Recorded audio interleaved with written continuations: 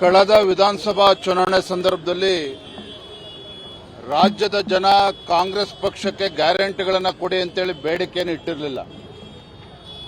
ಹೇಗಾದರೂ ಮಾಡಿ ರಾಜ್ಯದಲ್ಲಿ ಅಧಿಕಾರಕ್ಕೆ ಬರಬೇಕು ಅನ್ನುವ ಒಂದು ಹಪಾಹಪಿ ಕಾಂಗ್ರೆಸ್ ಪಕ್ಷಕ್ಕೆ ಏನಿತ್ತು, ಸಾಕಷ್ಟು ಭರವಸೆಗಳನ್ನು ಕೊಟ್ಟು ಗ್ಯಾರಂಟಿಗಳನ್ನು ಕೊಟ್ಟು ಅಧಿಕಾರಕ್ಕೆ ಬಂದಿರುವಂತಹ ಕಾಂಗ್ರೆಸ್ ಸರ್ಕಾರ 3 ವರ್ಷಗಳ ಕಳೆದ ನಂತರದಲ್ಲಿ ಮೊದಲನೇದಾಗಿ ಇವರು ಯಾವುದೇ ಗ್ಯಾರಂಟಿಗಳು ಸರಿಯಾಗಿ ತಲುಪಿಸ್ತಕ್ಕಂಥ ಕೆಲಸ ಕೂಡ ಮಾಡ್ತಾ ಇಲ್ಲ. 4 ತಿಂಗಳು 5 ತಿಂಗಳು ಗೃಹಲಕ್ಷ್ಮಿ ಯೋಜನೆಗಳನ್ನು ತಡೆ ಹಿಡಿದುಕೊಂಡು ಚುನಾವಣೆ ಬಂದಾಗ ಒಂದು ರೀತಿ ಚುನಾವಣಾ ಲಕ್ಷ್ಮಿ ಆಗಿರುವಂಥದ್ದು ಗೃಹಲಕ್ಷ್ಮಿ. ಇವತ್ತು ವಿದ್ಯಾರ್ಥಿಗಳಿಗೂ ಕೂಡ ಅನ್ಯಾಯ ಮಾಡ್ತಾ ಇದ್ದಾರೆ.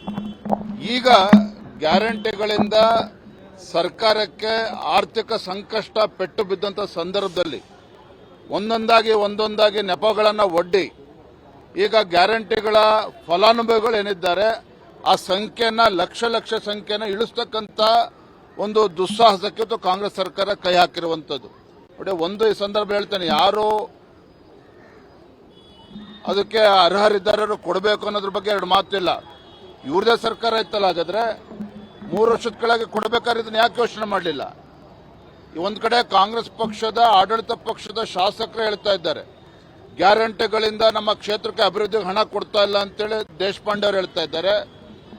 ಇವತ್ತು ಗ್ಯಾರಂಟಿಗಳಿಂದ ನಮ್ಗೆ ಅಭಿವೃದ್ಧಿಗೆ ಹಣ ಕೊಡ್ತಾ ಇಲ್ಲ, ಆತ್ಮಹತ್ಯೆ ಮಾಡ್ಕೊಳ್ತಕ್ಕಂಥ ಪರಿಸ್ಥಿತಿ ನಿರ್ಮಾಣ ಆಗಿದೆ ಅಂತೇಳಿ ರಾಜಕೀಯವಾಗಿ ಕಾಂಗ್ರೆಸ್ ಪಕ್ಷದ ಶಾಸಕರು ಹೇಳ್ತಾ ಇದ್ದಾರೆ. ಹಿಂದಿನ ಮುಖ್ಯಮಂತ್ರಿಗಳ ಹಣಕಾಸಿನ ಏನಿದ್ರು ಬಸವರಾಜ ರೆಡ್ಡಿ ಅವರು ಗ್ಯಾರಂಟಿಗಳಿಂದ ಇವತ್ತು ಆರ್ಥಿಕ ಸಂಕಷ್ಟದಲ್ಲಿ ಕರ್ನಾಟಕ ಸಿಲುಕಾಕೊಂಡಿದೆ ಅಂತ ಹೇಳ್ತಾ ಇದ್ದಾರೆ. ಈ ವಾಸ್ತವಿಕ ಸತ್ಯವನ್ನ ಮರೆಮಾಚಿ ಇವತ್ತೇನೋ ಬಹಳ ಸುಧಾರಣೆ ಮಾಡ್ತೇವೆ ಅಂತೇಳಿ ಇವತ್ತು ಲಕ್ಷ ಫಲಾನುಭವಿಗಳನ್ನ ಕಡಿತ ಮಾಡುವಂತ ಕೆಲಸವನ್ನು ಇವತ್ತು ಮಾಡ್ತಾ ಇರ್ತಕ್ಕಂಥದ್ದು ಸರಿಯಲ್ಲ. ಇವತ್ತು ನಾನು ಕಾಂಗ್ರೆಸ್ ಮುಖಂಡರ ಹೇಳಿಕೆಯನ್ನು ಕೂಡ ಗಮನಿಸಿದ್ದೇನೆ. ಅನರ್ಹರಿಗೆ ಯಾಕೆ ಮತ್ತೆ ಚುನಾವಣಾ ಸಂದರ್ಭದಲ್ಲಿ ಹೇಳಬೇಕಿತ್ತಲ್ಲ? ಹಾಗಾದ್ರೆ ಏನು ಮುಖಪುಟದಲ್ಲಿ ಜಾಹೀರಾತುಗಳನ್ನ ಕೊಡ್ತಾ ಇದ್ರಲ್ಲ, ಅರ್ಹರಿಗೆ ಮಾತ್ರ ನಾವು ಗ್ಯಾರಂಟಿಗಳನ್ನ ಕೊಡ್ತೇವೆ ಅಂತ ಹೇಳಬೇಕಿತ್ತು ಮುಂಚೆ. ಎಲ್ಲಿ ಹೇಳಿದ್ರಿ ನೀವು? ರಾಜ್ಯದಲ್ಲಿರ್ತಕ್ಕಂಥ ಎಲ್ಲಾ ಗೃಹಿಣಿಯರಿಗೆ ಗೃಹಲಕ್ಷ್ಮಿ ಕೊಡ್ತೇನೆ ಅಂತೇಳಿ ಈಗ ಅವರ ಅನರ್ಹರು ಅಂತೇಳಿ ಅಪಮಾನ ಮಾಡುವಂತ ಕೆಲಸ ಇವತ್ತೇನು ಕಾಂಗ್ರೆಸ್ ಸರ್ಕಾರ ಮಾಡಕ್ಕೆ ಹೊರಟಿದ್ದಾರೆ. ಇದು ಖಂಡಿತ ಸರಿಯಲ್ಲ.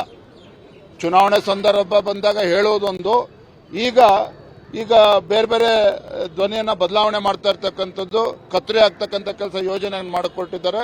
ಇದು ಖಂಡಿತ ಸರಿಯಲ್ಲ. ತೀವ್ರ ತರದ ಹೋರಾಟ ಮಾಡ್ತಾ ಇದೆ. ಒಂದು ಪಾದಯಾತ್ರೆ ಮಾಡಿದ್ರು ಕೂಡ ಜೆಡಿಎಸ್ ನಿರ್ಧಾರವನ್ನು ಮಾಡ್ತಾ ಇದೆ.